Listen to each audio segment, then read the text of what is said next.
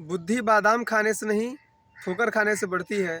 ये मुहावरा आपने बहुत सुना होगा, लेकिन आज मैं आपको एक ऐसा तरीका बताऊंगा जिससे बिना ठोकर खाए भी आप अपनी बुद्धि को बढ़ा सकते हैं। अर्थात आप अपनी मेधा शक्ति को, अपनी प्रज्ञा शक्ति को बढ़ा सकते हैं। जी हाँ, योग एक ऐसा उपाय है, एक ऐसा साधन है जिससे आप अपनी मेधा शक्ति को, अपने आईक्यू लेवल को बढ़ा सकते हैं। और यदि हम योग को देखें तो योग की परिभाषा और पूरा योग पूरी तरह से प्रज्ञा पर ही आधारित है, हमारी चित्त वृत्ति पर ही आधारित है। योग की परिभाषा ये योगस्य चित्त वृत्ति निरोधा। चित्त की जो वृत्तियां हैं, जो विकार हैं मन के हमारे, उनको दूर करके मन को शुद्ध कर देता है, बुद्धि को तीक्ष्ण कर देता है। और योग के विषय में कहा जाता है कि योग से फिर ऋतंभरा तत्र प्रज्ञा, ऋतंभरा प्रज्ञा की प्राप्ति होती है, यानी प्रज्ञा यानी प्रखर मेधा की प्राप्ति होती है। यदि आपका मन एकाग्र नहीं है तो आपकी बुद्धि तीक्ष्ण नहीं हो सकती है। किसी भी कार्य में, जैसे हम पढ़ाई करते हैं या जो भी हम कार्य करते हैं, उसमें सफलता हमारे मन की एकाग्रता पर पूरी तरह से निर्भर होती है। तो हमारा मन जितना एकाग्र होगा, हमें उस कार्य में उतनी ही सफलता मिलेगी। होता क्या है, जब हम कोई कार्य करते हैं, पढ़ाई करते हैं या कोई भी कार्य करते हैं, तो शुरुआत में हमारा मन लगता है, फिर मन में कोई विचार आता है और विचारों के पीछे पीछे मन चला जाता है, तो वहाँ से हमारा मन हट जाता है, एकाग्रता हट जाती है। तो मन में जो विचार हमारे चलते हैं, विचारों की फ्रिक्वेंसी को कम करने के लिए, विचारों को कम करने के लिए, थॉट्स जो हमारे मन में अनावश्यक चलते रहते हैं विचार, उनको समाप्त करने के लिए योग भी कहता है योगस्य चित्त वृत्ति निरोधा। जो हमारे चित्त में वृत्तियां चल रही हैं, जो विचार, प्रमाण, विपर्य, विकल्प, निद्रा, स्मृति, जो 5 प्रकार की वृत्तियां होती हैं, इसको अगले वीडियो में मैं अच्छे से बताऊंगा। तो जो वृत्तियां चलती रहती हैं, ये समाप्त हो जाती हैं और फिर तदा दृष्टु स्वरूप वसनम, और हम अपने मूल स्वरूप में स्थित हो जाते हैं। तो एक बहुत छोटा सा उपाय मैं आपको बताऊंगा जिसको करके आप अपने मन को एकाग्र कर सकते हैं, अपनी बुद्धि को तीक्ष्ण कर सकते हैं, दिमाग को तेज कर सकते हैं। तो आइए शुरू करते हैं। सबसे पहले स्थिर होकर के दोनों हाथों को समानांतर रखें और सीने में थोड़ा सा उभार रखते हुए सीधे खड़े हो जाए।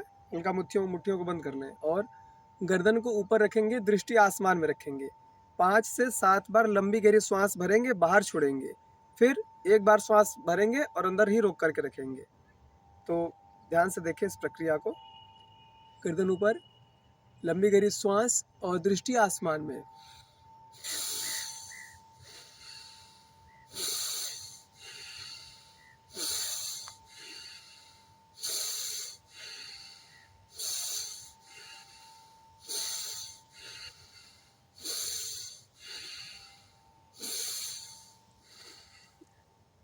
ऐसे 5-7 बार करने के बाद एक बार श्वास अंदर भरेंगे और रोक करके रखेंगे।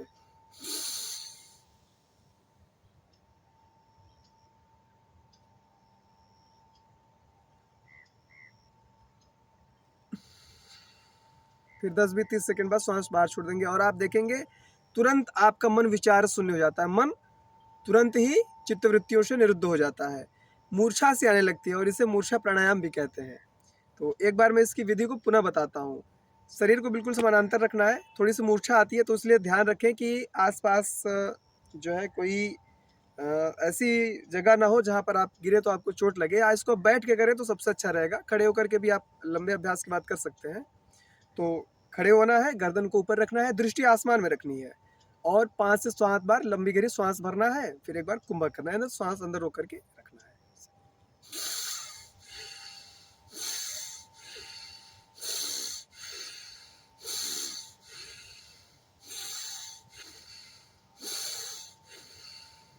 5 से 7 बार श्वास भरा, छोड़ा, फिर एक बार श्वास अंदर भर करके रोक के रखेंगे, कुंभक करेंगे।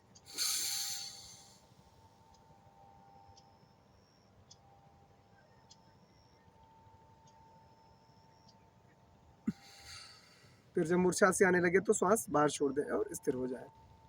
तो ये मूर्छा प्राणायाम अपनाएं, ये विधि अपनाएं और अपने मन को एकाग्र बनाएं। आपके जीवन के जो भी लक्ष्य हैं, निश्चित रूप से आपको उसमें सफलता मिलेगी।